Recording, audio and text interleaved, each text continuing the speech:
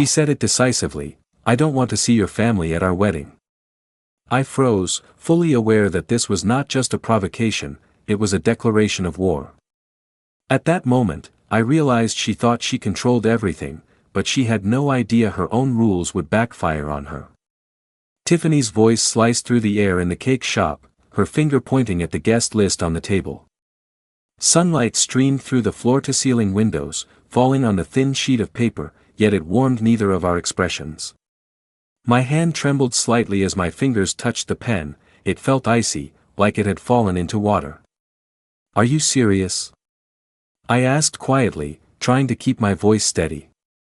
"Of course," she leaned in slightly, eyes sharp as knives, "cross their names off, right now. It's my wedding, my rules. You choose me, or your family." The air froze instantly. The cake maker stood behind the counter, spatula suspended mid-air, his face shifting from confusion to shock. The shop fell silent except for the whir of the fan. I looked at the list, there were my family members, my parents, sister, 2 aunts, uncle. Each name was clearly written, and my knuckles whitened as I gripped the pen. Tiffany's lips curled into a self-satisfied smile, she thought this was her small victory. "All you have to do is mark them off," her tone sounded like a command, more like a provocation. I took a deep breath and slowly lowered my head, the pen tip gliding over the first page. "You mean anyone who criticizes the wedding can't come, right?" She paused for half a second, blinking. "Yes, that's what I mean. If your family asks one question, you understand? Choose me." "Understood." I put down the pen but didn't hand it to her immediately. I glanced at the cake samples in the shop, red velvet, chocolate mousse, vanilla cream, all looked unreal in their perfection, but the tension in the air was sharper than any dessert.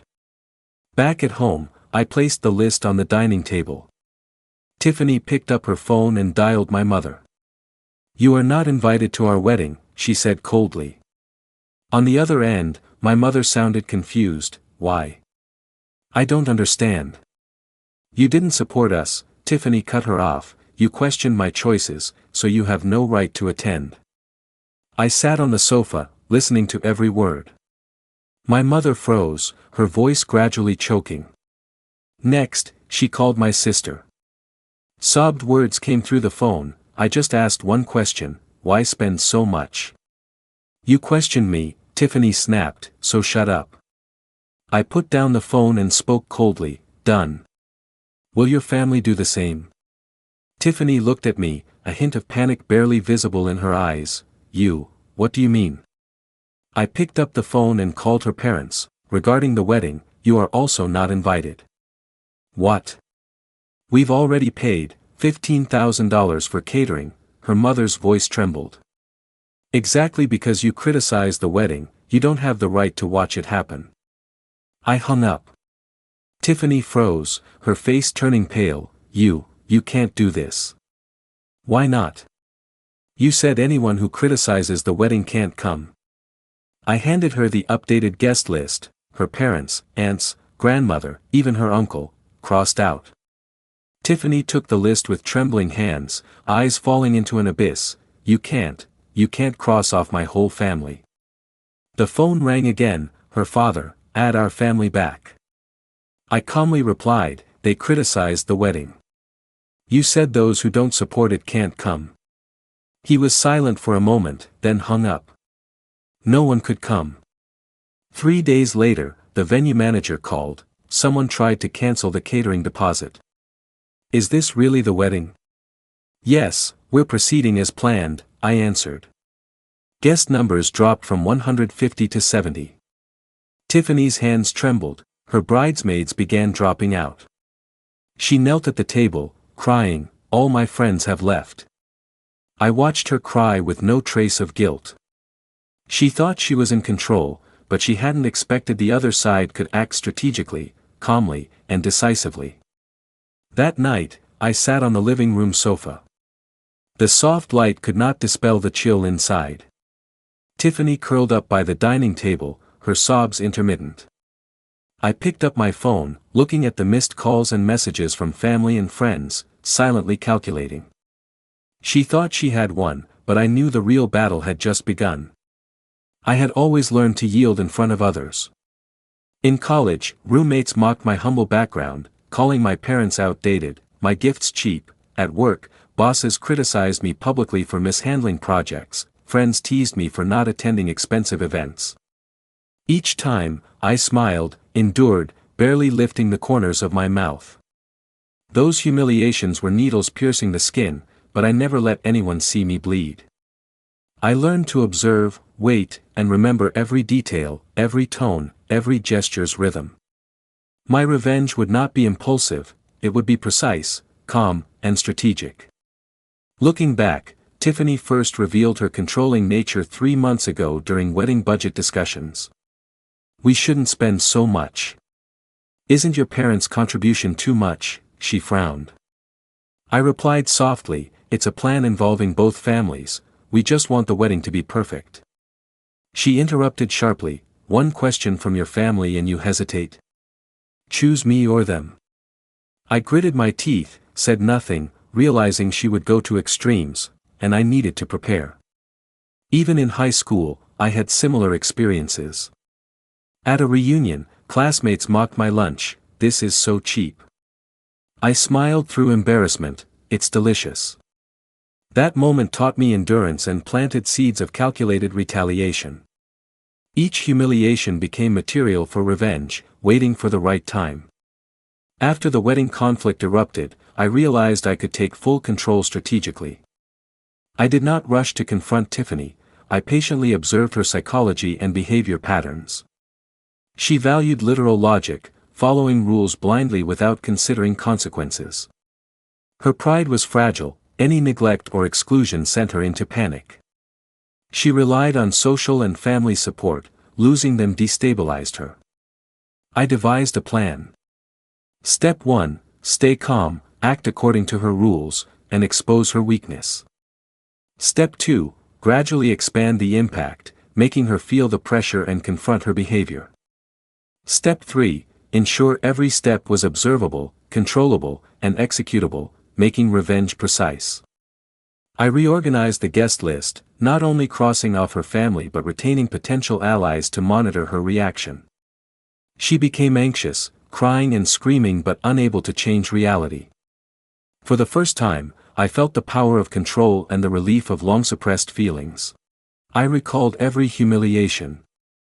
College graduation, the advisor criticized my work publicly, the class laughed, I quietly remembered each word. First promotion lost to a colleague, they mocked my ability, patted my shoulder, I noted every name and tone. Family gatherings, distant relatives doubted my background, "Your kid can't marry into a rich family, right?"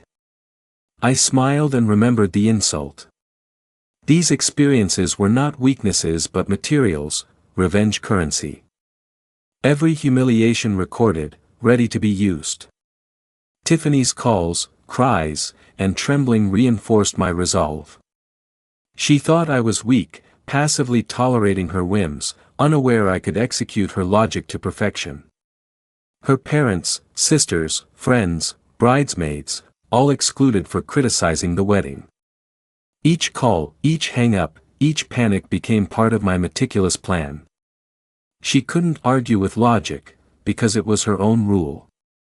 I imagined her standing alone in the empty hall on the wedding day, no parents, no friends, no bridesmaids, just me and her. She would finally understand that humiliation and control always returned to the one who wielded them. As preparations continued, I adjusted every detail. Guests reduced to 70, but all true supporters. Menu, seating, photography confirmed, leaving Tiffany powerless. Every phone call and conversation kept calm, letting her feel lost yet unaware of my plan. She tried persuading me to re-invite her family, I smiled, "You said anyone criticizing the wedding cannot come." "Your family criticized." She panicked, screamed, begged, but I watched silently, as if everything was under control. Her emotions became fragile and erratic. She constantly checked her phone, hoping for messages from her parents or bridesmaids, but no notifications came. Her parents didn't even read her texts. She pleaded, at least, explain to them. I'm not like that. I looked into her reddened eyes. You told me, anyone criticizing us can't come. Weren't you clear? She bit her lip, holding the crossed-out list. I meant your family, not mine. You can't humiliate me with my own words. This isn't reversed, I said calmly, it's executed exactly. You wanted rules, now you bear them fully. The paper shook in her hands like a verdict. 2 weeks before the wedding, the venue coordinator asked for a final seating chart. She handed me a new version, only 8 tables left, 6 to 8 people each. Tiffany lowered her head, silent. I confirmed, remove the head table, use standard round tables. Only the 2 of us at the newlyweds table, no parent seats. Coordinator glanced at Tiffany, this is unusual. It fits the current situation, I said. Tiffany's voice tore, are you humiliating me? I turned to her, no. Just presenting the facts as they are. Finally, the day before the wedding, Tiffany stood in the living room, pale. Can you at least call my parents? Bring them back. I put down my camera bag. You want me to make an exception for them? I'm not asking for an exception, I'm begging. They don't answer my calls, don't reply. You know what this means to me? I do, I said calmly. This is exactly what you made my family go through. She closed her eyes, 2 tears fell onto her wedding gown bag. At that time, I was just angry. I didn't mean to make it this serious. I was wrong. Please, just once, help me. Her tone shifted from strong to pleading, then panicked. I simply sat on the sofa armrest, watching her clutch herself like she was collapsing. Please. I beg you, they are my parents. I shook my head gently, these are your rules. You set them, now you must face them fully. Wedding morning, the sky was clear, the blue clean as blank paper. Venue staff set tables and chairs. Tiffany, in her white gown, stood at the center. Everything looked beautiful, yet the air felt suffocating. Her gaze swept over the empty parent seats, steps unsteady. I told the photographer, cancel all family portraits. Only shoot the couple. He nodded, glancing at Tiffany, no parents, are you sure? Absolutely, I said flatly. Tiffany stiffened but didn't speak. 5 minutes before the ceremony, she grabbed my sleeve, come backstage with me. We walked back, she suddenly gripped my wrist, I can't take it. I don't know what I did, why you forced me here. Weddings are supposed to be about us, why must you humiliate me? I looked calmly into her panicked eyes. She continued, you win, okay? You really won. I admit I was wrong. I'll apologize now, I'll call your mom, text your sister, please don't leave me alone on stage. Her voice cracked with fear, I'm scared. I gently moved her hand, you were always sure of your decisions. Today is just the result of your decision. Her legs weakened, almost collapsing, you can't do this, you can't. I looked at her pale face and said the last words, I can. The ceremony music began. I calmly walked to the front hall, all eyes on me. I didn't stand on the stage but went to the host, whispering. Cancel the ceremony. The hall buzzed in disbelief. The host stared, are you sure? I nodded. Then I turned and walked backstage. Tiffany clutched the table, barely standing, seeing me return, can we start? I placed the ring box on the table, voice sharp as an ice line, I will not marry you. Her knees buckled, eyes wide, you, what? I said, I leaned down, looking at her trembling shoulders, today's wedding is cancelled.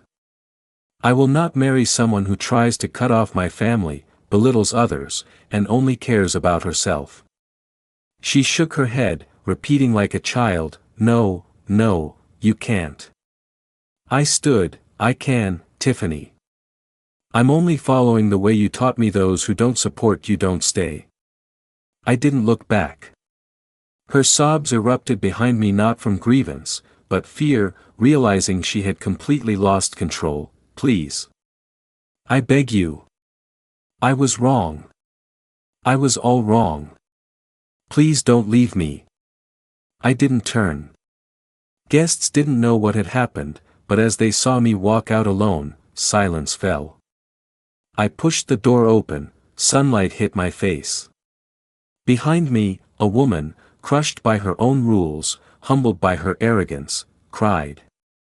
She finally realized true retribution does not come from outside, it comes from every word she once spoke.